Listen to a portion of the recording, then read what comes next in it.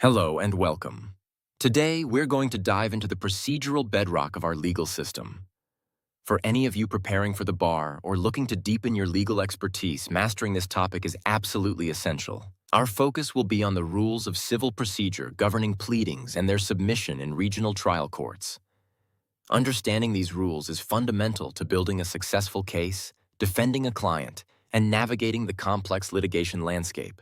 Pleadings are the formal written statements that set out the claims and defenses of each party in a lawsuit. Think of them as the conversation between the parties, but in a very structured and legalistic format.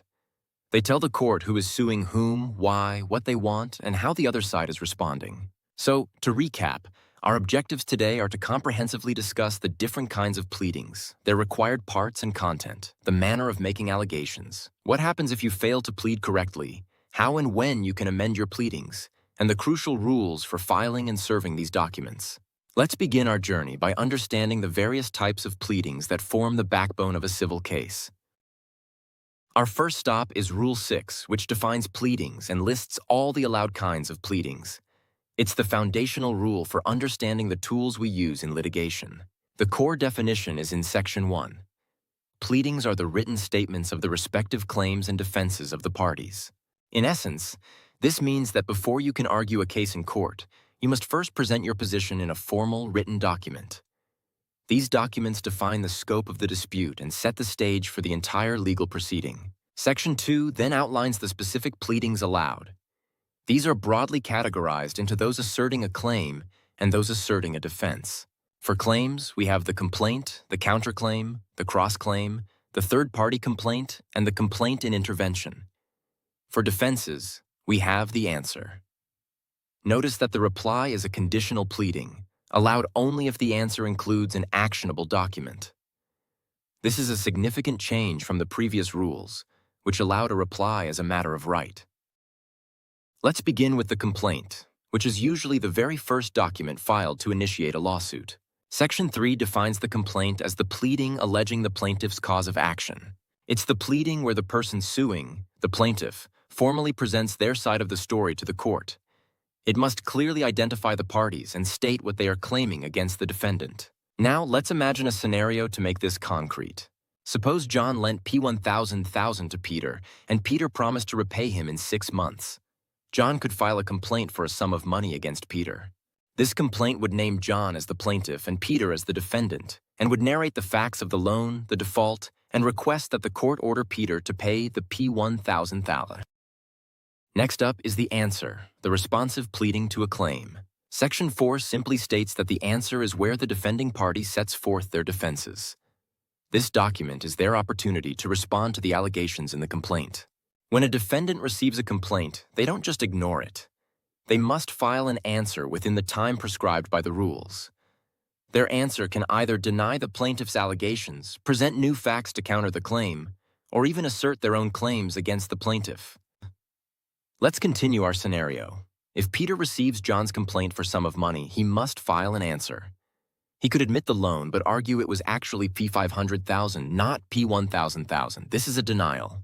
His answer might also raise an affirmative defense, like the statute of limitations has expired, or that he already paid half the amount. Now let's break down the types of defenses a party can raise in an answer, as detailed in Section 5. Defenses are categorized as either negative or affirmative. A negative defense is a specific denial of a material fact. For instance, if John alleges Peter owes him P1,000, a negative defense would be for Peter to deny that exact amount is owed. It doesn't introduce new facts. It directly contradicts the plaintiff's. An affirmative defense, on the other hand, admits the facts alleged in the complaint, but asserts a new matter that prevents recovery. The classic example here is the statute of limitations. A defendant can say, "Yes, the debt probably existed, but the law says you can't sue on it anymore because too much time has passed." They are not denying the debt, but raising a new fact to defeat the claim. Section 12 of Rule 8 provides a list of common affirmative defenses, which is a great mnemonic device for any law student. You can remember this with the acrostic PANDA. P is for prescription or statute of limitations. A is for another action pending or lis pendens. N is for no legal capacity to sue. D is for document that bars recovery, like a release. And A is for cause of action is barred by a prior judgment or res judicata. Raising these at the first opportunity is critical. Now let's move beyond just denying a claim and explore when a defending party can assert their own claim against an opponent. That's where the counterclaim comes in, defined in Section 6 of Rule 6. A counterclaim is any claim a defending party has against an opposing party. It's essentially the defendant turning the tables on the plaintiff. Instead of just saying, "I don't owe you," they can say, "Not only do I not owe you, you owe me." Counterclaims come in two types, compulsory and permissive. This is a critical distinction. A compulsory counterclaim, defined in Section 7, arises out of the same transaction as the original claim and is not barred if not set up in the same action. So, if John sues Peter for breach of contract and Peter believes it was John who actually breached first and owes him damages, that's a compulsory counterclaim because it comes from the same contract. Peter must assert it in the same lawsuit, or he loses the right to sue on it later. A permissive counterclaim, on the other hand, does not arise out of the same transaction and can be pursued in a separate lawsuit if the defendant chooses. For example, if John sues Peter for breach of contract, Peter can counterclaim for unpaid wages from an unrelated job he did for John. It's important to note the special rule for regional trial courts. While counterclaims generally must be within the court's jurisdiction, a compulsory counterclaim filed in an original action before the RTC is still compulsory, even if its amount is beyond the RTC's jurisdiction. This ensures all related claims are resolved in one forum. Beyond claims against an opposing party, we also have claims between parties on the same side of a lawsuit. This is where the cross-claim comes in. Section 8 defines a cross-claim as a claim by one party against a co-party, arising out of the same transaction or occurrence as the original action.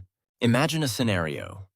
John sues Peter and Mary, co-defendants, for causing a car accident. Peter might file a cross-claim against Mary, arguing that the accident was entirely Mary's fault, or that she contributed to it. They are both defendants, but Peter wants to establish Mary's liability to him. This brings us to a bar-style Q&A question. The answer is yes. Peter can file a cross-claim against Mary. As co-defendants, a claim by one against the other arising from the subject matter of the original action is a cross-claim under Rule 6, Section 8. This ensures all related liabilities are determined in one case. So we've covered claims between opposing parties and between co-parties. What if a party wants to bring in someone who isn't even in the case yet? That's the function of a third-party complaint. Section 11 outlines the third-party complaint. It's a claim a defending party files against a new party, called the third-party defendant, for contribution, indemnity, subrogation, or any other relief that respects the original claim. The key phrase here is, in respect of his or her opponent's claim. A third-party complaint is not a separate lawsuit, but an ancillary proceeding. The claim against the third-party defendant must be derivative of or dependent on the original plaintiff's claim. Let's use our scenario. John sues Peter for the P1000,000.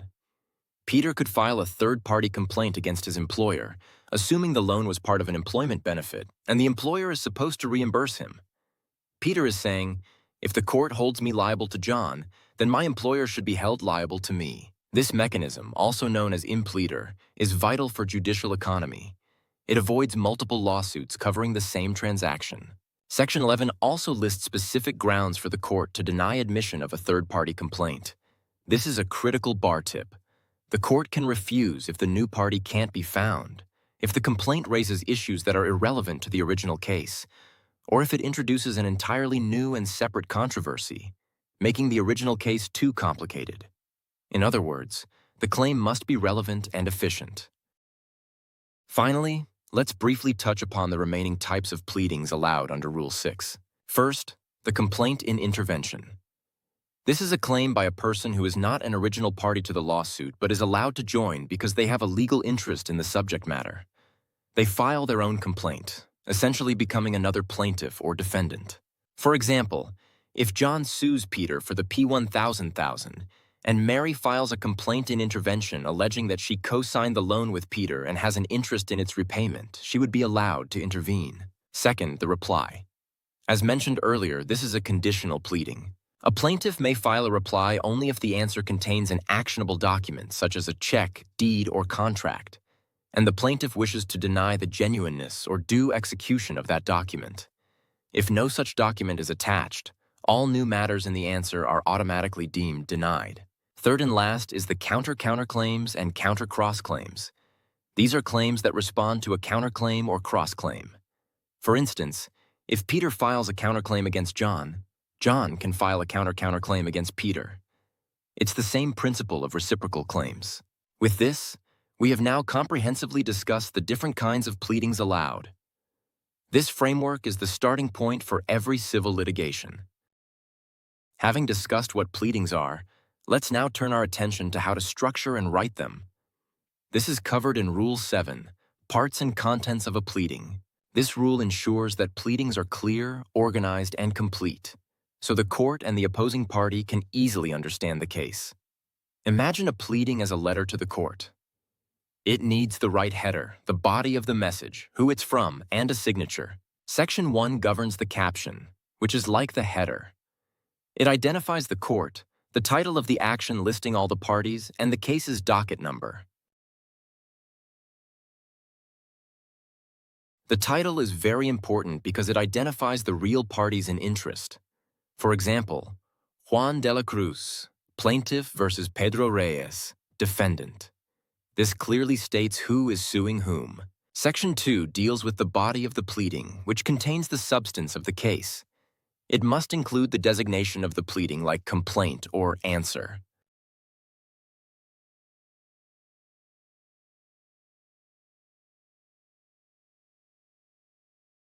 The allegations must be divided into numbered paragraphs for clarity. Each paragraph should, as far as possible, contain a single set of circumstances. This makes it much easier for the opposing party to admit or deny each specific point. If you have multiple claims or causes of action, you must separate them with clear headings, like first cause of action and second cause of action. The pleading must also specify the relief sought. This is the prayer, what you are asking the court to do. You might ask for money, specific performance, or a declaration of rights. You can also include a general prayer for any other relief that the court deems just and equitable.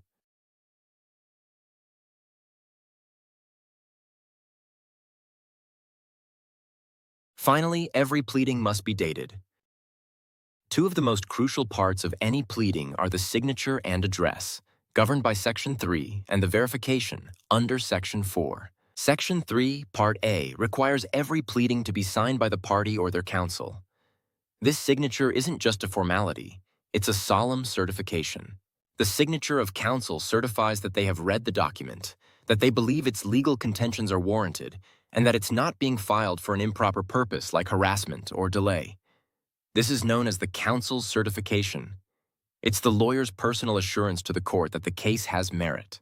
If this rule is violated, meaning a pleading is frivolous or filed in bad faith, Section 3, Part C, gives the court the power to impose sanctions. These can be non-monetary, like an admonition, or monetary, such as ordering the lawyer or law firm to pay a penalty and the other side's reasonable attorney's fees. Next, let's discuss verification. Section 4 states that pleadings generally don't need to be under oath or verified, except when specifically required by law or rule. If a verification is required, it must be in the form of an affidavit. This affidavit contains 3 crucial attestations: that the allegations are true and correct based on personal knowledge or authentic documents, that the pleading is not filed to harass or delay, and that the factual allegations have evidentiary support or will after discovery. It's the party's own oath to the truthfulness of the facts in the case. A bar tip: the certification against forum shopping, which we'll discuss next, must always be verified. So you'll often see a single affidavit combining the verification of the complaint with the certification against forum shopping.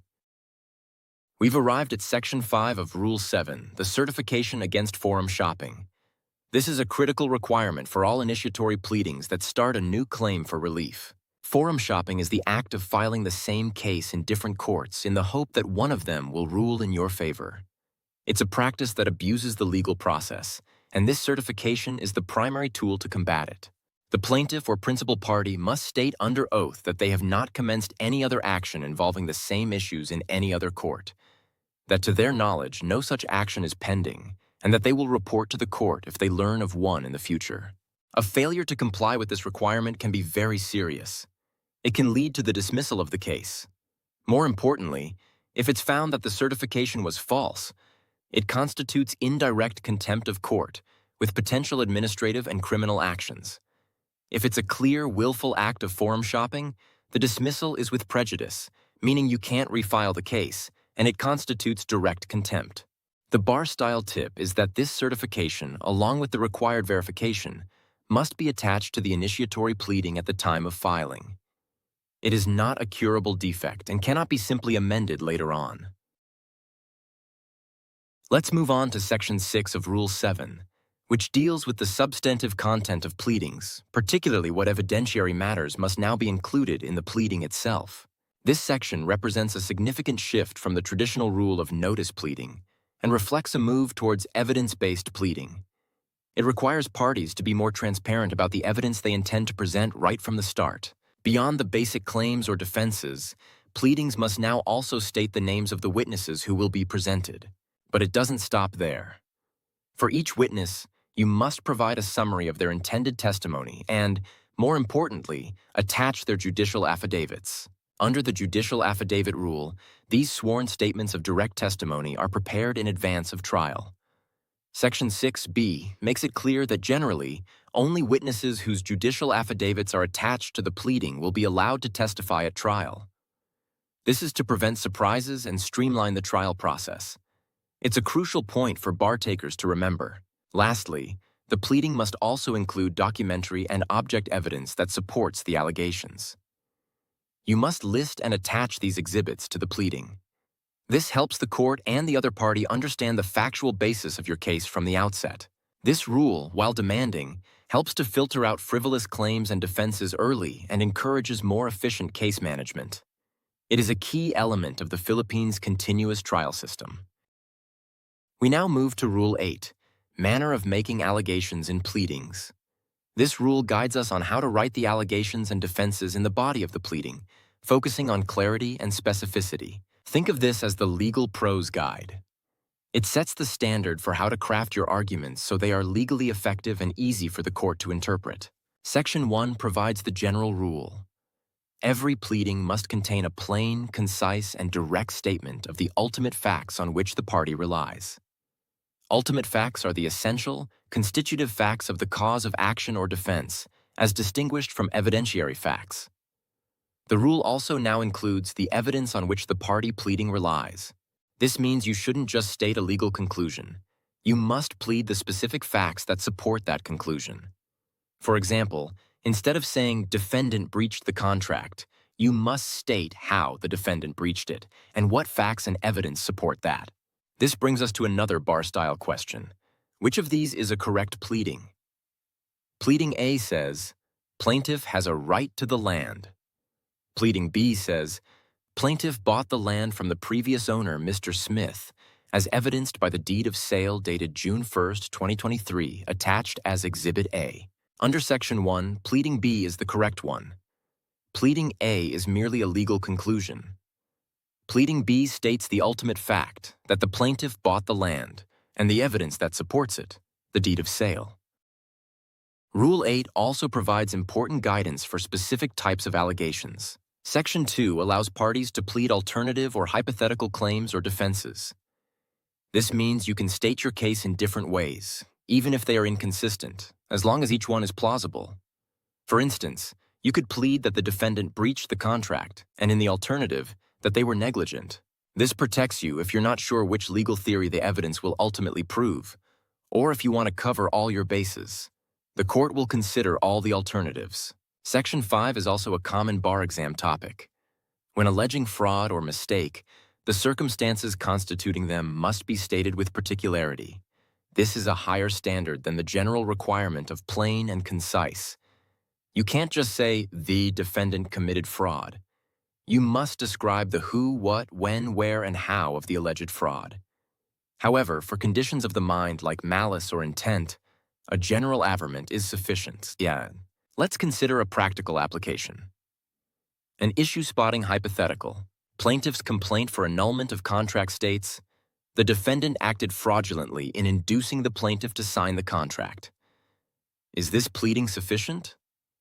The answer is no. Section 5 of Rule 8 requires that the circumstances constituting fraud must be stated with particularity. The complaint should detail the specific fraudulent acts. The answer is no. Under Rule 8, Section 5, the circumstances constituting fraud must be stated with particularity. The complaint should detail the specific fraudulent acts. For instance, a specific misrepresentation made by the defendant and the date and place it occurred. Rules 8 and 9 contain another critical bar exam concept, the effects of denial and non-denial. Section 11 of Rule 8 states a fundamental principle of pleading. Allegations not specifically denied are deemed admitted. This is a powerful rule. It means if a material fact is alleged in a complaint and the answer doesn't specifically deny it, the defendant is treated as having admitted its truth. This applies to all material averments except for the amount of unliquidated damages, which must always be proven at trial. This rule creates a strong incentive for defendants to be thorough in their answers. Any fact they fail to challenge could be used against them without further proof. For example, if a complaint alleges the defendant resides at a certain address and the answer doesn't deny it, the address is admitted. This rule is closely related to Section 1 of Rule 9, which deals with defenses and objections not pleaded. It states that defenses and objections not pleaded are deemed waived. This is a specific application of Section 11 to defenses. For example, if a defendant has a claim for compensation but fails to raise it in their answer, they have waived that defense. However, there are 4 extremely important exceptions to this waiver rule. The court can dismiss a case even if these defenses weren't raised by the parties, either from the pleadings or evidence on record. These are lack of jurisdiction over the subject matter, lis pendens, another action pending, res judicata, barred by a prior judgment, and the statute of limitations. These 4 cannot be waived. This makes sense, as these are fundamental issues that go to the court's authority and the finality of judgments. A court should not decide a case if it doesn't have jurisdiction, for instance. What happens if a defendant fails to answer the complaint within the prescribed time? This is covered by Section 3 of Rule 9, which deals with default. If the defending party fails to answer, the court, upon motion of the claiming party and with notice to the defending party, shall declare the defending party in default. A bar tip: the motion to declare a party in default must include a notice of hearing to the defaulting party. This gives them one last chance to object before they lose their right to participate in the trial. The effect of the default order, as per Part A of Section 3, is that the defaulting party loses the right to participate in the trial. They are entitled to notice of all subsequent proceedings, including the final judgment, but they cannot present evidence or examine witnesses. So, the court proceeds to hear the plaintiff's evidence ex parte, meaning without the defendant present, and renders judgment based on that evidence. However, there is relief from default. Part B of Section 3 states that a defaulted party can move to set aside the order of default. The motion must be sworn and filed before judgment, and it must show 2 things: a proper cause for the failure to answer, such as fraud, accident, mistake, or excusable negligence, and a meritorious defense. Both elements are crucial. The court won't lift the default if you have a good excuse but no valid defense, or if you have a defense but no good reason for defaulting. You need both to get back into the case. Pleadings are not set in stone. The rules provide mechanisms for changing them through amendments and supplemental pleadings found in Rule 10. The goal of this rule, as Section 1 states, is to allow pleadings to be amended, so that the actual merits of the controversy may speedily be determined, without regard to technicalities, in the most expeditious and inexpensive manner. It's about getting to the truth, not getting bogged down in minor mistakes. The first method is amendment as a matter of right, under Section 2. A party can amend their pleading once without permission from the court at any time before a responsive pleading is served. For a reply, they have 10 calendar days after it's served. So, a plaintiff can amend their complaint once before the defendant files their answer. A defendant can amend their answer once before the plaintiff files a reply. This one free amendment is a key bar exam point. For any other amendment, or if you've already used your free one, you need leave of court. This is known as amendment by leave of court under Section 3. The court will usually grant leave freely, especially if it serves the interests of justice and there's no prejudice to the other side. However, the rule lists reasons to refuse leave, such as intent to delay, or if the original pleading stated no cause of action that could be cured by amendment. Again, these are common bar exam questions. Beyond just changing existing pleadings, Rule 10 also allows for the introduction of new events into the case through supplemental pleadings. Section 6 defines a supplemental pleading as one that sets forth transactions, occurrences, or events which have happened since the date of the pleading sought to be supplemented. Think of it this way: an amendment corrects a mistake that was already present in the pleading. A supplemental pleading adds something that happened after the original pleading was filed. You cannot include these new events through a simple amendment. Here's a bar tip to distinguish them. An amendment deals with matters existing at the time of the original pleading, but that were either omitted or stated incorrectly. A supplement deals with new matters or facts that arose after the original pleading was filed. So, if John files a complaint on January 1st, 2023, if he wants to correct a mistake about the date of the loan, he would file an amended complaint. But if Peter takes out a new loan from John on March 1st, 2023, and John wants to include this in the lawsuit, he would file a supplemental complaint. Lastly, Section 8 establishes a crucial principle. An amended pleading supersedes the original. The original pleading, and any claims or defenses in it that are not repeated in the amended pleading, are considered waived. Now that we know the types of pleadings, let's learn about their timelines. Rule 11. When to file responsive pleadings sets the critical deadlines for litigation. The most important deadline is for the answer to the complaint. A defendant must file their answer within 30 calendar days after receiving the summons. For a foreign private juridical entity, the period is 60 calendar days. Failure to meet this deadline can result in a declaration of default. The rule also sets deadlines for other pleadings. A counterclaim or cross-claim must be answered within 20 calendar days. A reply, if allowed, must be filed within 15 calendar days. An answer to a supplemental complaint is due within 20 calendar days. A bar tip: always calendar these dates carefully. Missing a deadline can have severe consequences for your client. As a lawyer, punctuality is paramount. What if you can't meet the deadline?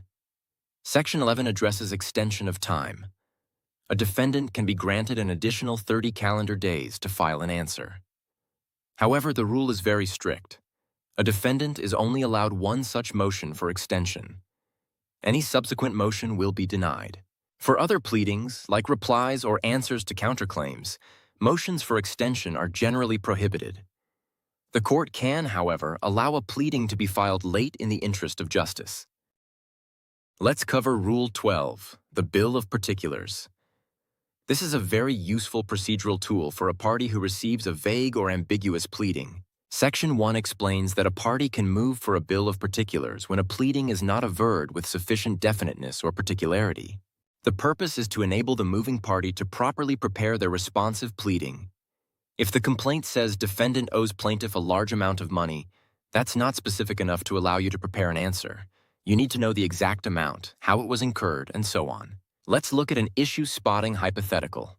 In a complaint for damages, the plaintiff alleges, defendant failed to exercise due diligence in the performance of the contract, causing damages. Counsel for the defendant moves for a bill of particulars, asking for specific details of the alleged failure and the computation of damages. Should the court grant it? The answer is yes, most likely. The allegation failed to exercise due diligence is a legal conclusion that lacks the specific factual details needed to prepare an informed defense. The court should grant the motion to compel the plaintiff to be more specific. Section 6 also clarifies that the bill of particulars becomes part of the pleading it intends to clarify. Finally, we arrive at Rule 13, which governs the crucial acts of filing and service. It doesn't matter how well written a pleading is if it's not properly filed with the court and served on the opposing party. Section 2 provides the key definitions. Filing is the act of submitting the pleading to the court. Service is the act of providing a copy to the other party. Generally, if a party has counsel, service is made on their counsel, not the party themselves.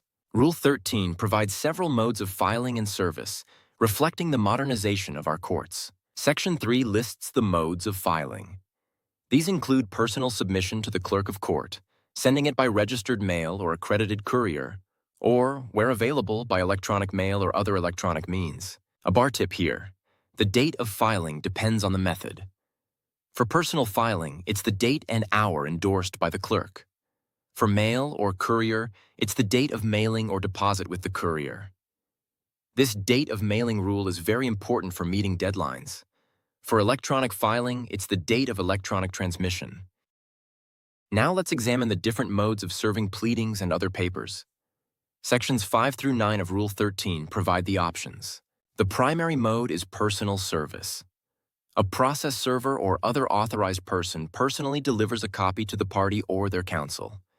It can be done in their office, or, if that's not possible, at their residence with a person of sufficient age and discretion. Personal service is considered the most effective. Next is service by mail under Section 7. This can be done by registered mail or, if registry service is unavailable, by ordinary mail. For registered mail, you must deposit it with postage prepaid and instructions for return if undelivered. This is a very common method. When personal service and service by mail are impossible, the court may allow substituted service. This is done by delivering the copy to the clerk of court. However, you must first prove that both personal and mail service failed despite diligent efforts. And of course, we have electronic service and facsimile under Section 9. This is possible only if the party concerned consents to it. Service by email is made by sending the document to the party's or counsel's electronic mail address. A bar tip here is that the consent to electronic service makes it a valid and effective mode. Without consent, you cannot serve someone electronically. While electronic service is convenient, Rule 13, Section 14 outlines specific documents that, as a general rule, must still be filed or served conventionally. This is a very important exception and a high-yield bar exam topic. It shows that even with technological advancements, some aspects of legal procedure retain their traditional character. The general rule is that these documents must be served or filed personally or by registered mail. They should not be served or filed electronically unless express permission is granted by the court. So, what documents are on this list? First, all initiatory pleadings and initial responsive pleadings, like the complaint and the answer. This means you cannot electronically file your original complaint or your answer to a complaint unless the court has given specific permission. This is to ensure the integrity of these foundational documents. Second, subpoena, protection orders, and writs must also be served conventionally. These are court orders that require someone to do something, like appear in court or refrain from an action. Personal service ensures they are properly delivered and the recipient is aware of their legal obligation. Third, appendices and exhibits that are not readily amenable to electronic scanning can, at the party's option, be filed and served conventionally. This recognizes the practical challenges of converting certain physical evidence into electronic format. And finally, sealed and confidential documents or records must be filed and served conventionally to preserve their confidentiality. Understanding when service is complete is just as important as choosing the correct mode of service. Rule 13, Section 15 provides the rules for the completeness of service. First, personal service is the simplest. It is complete upon actual delivery of the copy. Second, service by mail has different rules. Service by ordinary mail is complete after 10 calendar days from mailing. However, service by registered mail is complete upon actual receipt by the addressee. Or, and this is a crucial point, after 5 calendar days from the date they receive the first notice from the postmaster, whichever date is earlier. So, if the addressee receives the first notice on January 1st, service is complete on January 6th, even if they don't pick up the letter until January 10th. This prevents parties from avoiding service by simply refusing to claim their registered mail. Third, electronic service is complete at the time of electronic transmission of the document, or when the electronic notification of service is sent. This is a very immediate form of service. Finally, Section 19 introduces the concept of notice of lis pendens, or notice of pending litigation. In actions affecting real property, a party can record a notice of lis pendens in the Registry of Deeds. The effect of this is to give constructive notice of the pendency of the action to anyone who might buy or encumber the property. This protects the rights of the parties during the litigation. We've covered a vast amount of procedural law today, a solid foundation for any legal expert. Let's recap the key takeaways to solidify our learning. We started with Rule 6, understanding the different kinds of pleadings as the formal conversation of a lawsuit, from the initiating complaint to the responsive answer, counterclaim, cross-claim, and third-party complaint. We saw how a negative defense specifically denies allegations, while an affirmative defense admits them but raises new facts to defeat the claim. Rule 7 taught us about the essential parts of a pleading, including the caption, body, and prayer. We emphasized the critical importance of the signature and verification as certifications of merit, and the certification against forum shopping to combat abuses of the system. We also noted the move towards evidence-based pleading with the requirement of judicial affidavits and documentary evidence. Rule 8 guided us on the manner of making allegations, stressing the need for plain, concise, and direct statements of ultimate facts. We distinguished between specific denials and admissions by non-denial, and highlighted the particularity requirement for fraud and mistake. Rule 9 dealt with the consequences of failing to plead, including the waiver of defenses and the strict rules governing default. We remembered the 4 non-waivable exceptions: jurisdiction, lis pendens, res judicata, and prescription. Rule 10 showed us how to amend and supplement pleadings, differentiating between amendments as a matter of right and those requiring leave of court, and between corrections of existing facts and additions of new ones. Rule 11 set the critical timelines for filing responsive pleadings, with 30 days for the answer to a complaint and stricter deadlines for other responses. Rule 12 introduced the Bill of Particulars, a tool to clarify vague pleadings and ensure fairness. And finally, Rule 13 detailed the proper methods for filing and service, including personal, mail, and electronic means, and specified which documents must still be filed conventionally, like complaints and answers. Mastering these rules is not just about passing an exam. It's about being an effective and ethical advocate. It's about ensuring due process and the efficient administration of justice. Thank you for your attention.